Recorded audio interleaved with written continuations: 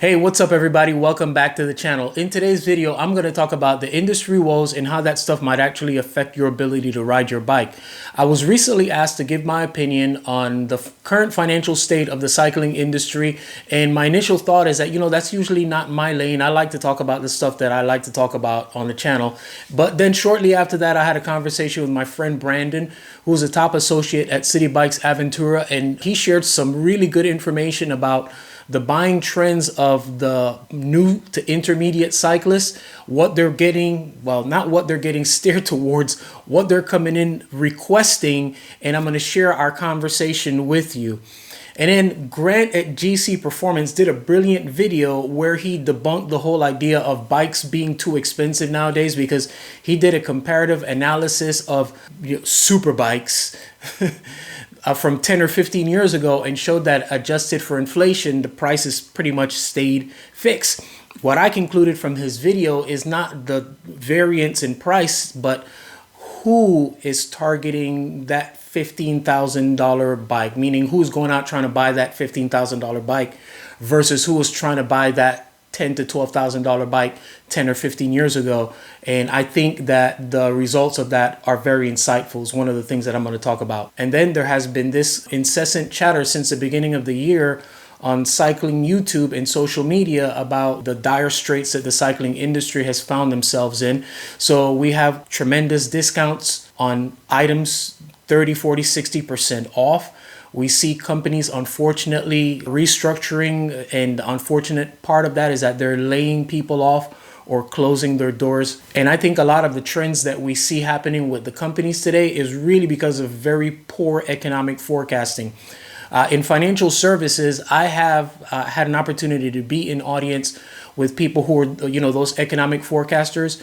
And those guys will blow your mind when they talk to you about the trends that are coming in the next 5, 10, or 15 years, because it's stuff that you're like, that literally makes no sense. And then it comes into fruition. And it's clear to me that the cycling industry did not take its time in due diligence to be able to do that stuff properly. So, is the industry imploding? Will cyclists be able to find bikes in the next few years to continue to enjoy the sport? And will any of this affect our ability to ride our bikes? Now, I think that both cyclists and the industry are partly to blame. I think that they have both been spoiled and a little bit greedy. Unfortunately, the $15,000 bike has become the scapegoat today. And I think that's unfortunate, because one of the things that Grant alluded to in his video is that you don't have to go out and buy that $15,000 bike. Just like 10 or 15 years ago, you didn't have to go out and buy that $10,000, $12,000 bike. And the people who are focusing on buying that $10,000, $12,000 bike are people who are very experienced cyclists who had been in the sport for a while and were looking for every competitive edge they could find. Fast forward to today, and that type of person may still be buying that bike. But what's happening now is that a lot of new cyclists are going out and they're making that $12,000, $15,000 bike their first bike. I think the industry has realized that and kind of like moved a lot of their stuff into that position. And when people start backing away from that, then that's one of the things that starts to generate a little bit of a problem for the industry and for cyclists as well. The way we did it in the past was, as an experienced cyclist, I would identify a frame that I wanted, the components that I wanted, and I've mentioned this on my channel before, and I'd build the bike up the way how I wanted, and I'd spend $5,000, $6,000 on my bike. I'd show up on a fast group ride and say, here's my new baby, and I would display that with joy, and it would be unique because I put the bike together. Today, we have total system integration, not picking on Cannondale, but that's just what's been going on with the industry. Bike manufacturers aren't just saying, yes, we'll build you a frame. They're saying we'll build you a frame, but we'll also build a cockpit, we'll build the wheels, and we'll find the components for you to hang on that bike and offer you the entire thing for the tidy sum of fill in your number. So the modern cyclists, they want it now, and they want it without having to go through the process that I just described that we did in the past of how we put our bikes together. Now, when I use the term modern cyclists, I'm not just talking about post-COVID cyclists. I'm also talking about some of the cyclists that started coming into the sport maybe about 2 years before that. And one of the trends that I started noticing is that a lot of these cyclists no longer wanted to buy their first bike. They wanted to jump straight into their third, fourth, or fifth bike. Let me explain what I mean. Your first bike might have been a bike that may have cost somewhere, well, in today's dollars, let's say it that way. Your first bike may be a bike that would cost you about, $2,000 and $3,000. They wanted to jump straight into the $6,000, $8,000 range, which means that they wanted to buy their third, fourth, or fifth bike as their first bike. Now, I'm not suggesting that anybody purchase a death trap or spend $500 on an 8-speed beater, but there are many capable bikes in that range that I just described that'll more than get the job done. The problem that feeds this trend is partly marketing, social media, and imagery. And obviously the industry has seen this and they've decided to move into that space. But like I mentioned, they have forecasted the sustainability of this very poorly. In a conversation with my friend Brandon that I mentioned earlier, we were talking about when somebody comes into the store and they say, I want to purchase my first or second bike, he'll try to steer them into that $3,000, $2,500 range, especially if it's their first bike, and they don't want that. This is what he said. He says, they want the $6,000, $8,000 bike, and they'll either finance it or just buy it outright. If people have the coin to be able to do that, God bless them. But if that's where you start, if your first bike is an $8,000 bike, what's your second bike or your third bike going to be? Where do you go from there? And the question that I asked earlier, is it peer pressure or, maybe passively? But I haven't seen bike shaming or anything like that. And the guys that I ride with post-ride, they can come at you pretty hard if you got some janky stuff hanging off your bike. But what I have seen is kind of like gentle encouragement in the right direction. Like, hey, maybe you need to change that cassette to something that's more appropriate, or, consider getting these handlebars, or how's that saddle working out for you? That's what I have seen. Gentle encouragement to build a better bike or to use better componentry. But not, oh, I can't believe you came out here with a $2,000 bike. What's wrong with you? You need to go out and get a, XYZ right away.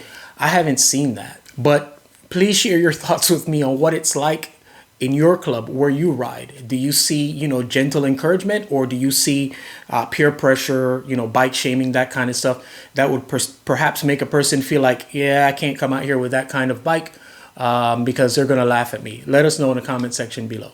And one of the things that I've got to say is that really experienced cyclists who have been around the sport for a while, they're not the ones who are complaining about the price of bikes, because they've kind of like figured out how to do it.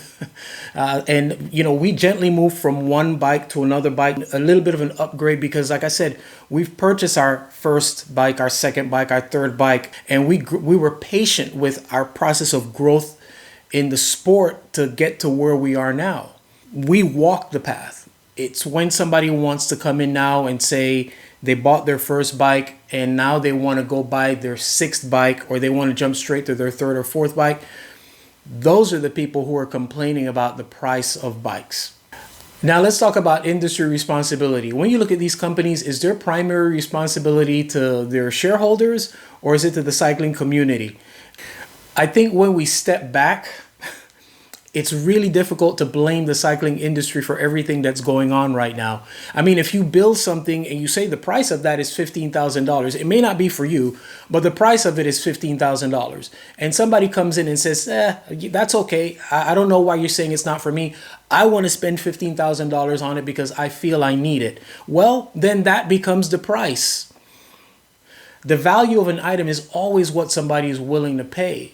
And if, as I mentioned, newer cyclists were a little bit too eager to, jump into a higher end bike than maybe they should have in terms of going through a certain type of process in terms of bike purchase, then you can't really blame the industry for that. Now, I'll blame the industry for the position that they took in terms of, like I mentioned, the forecasting and the sustainability of this trend.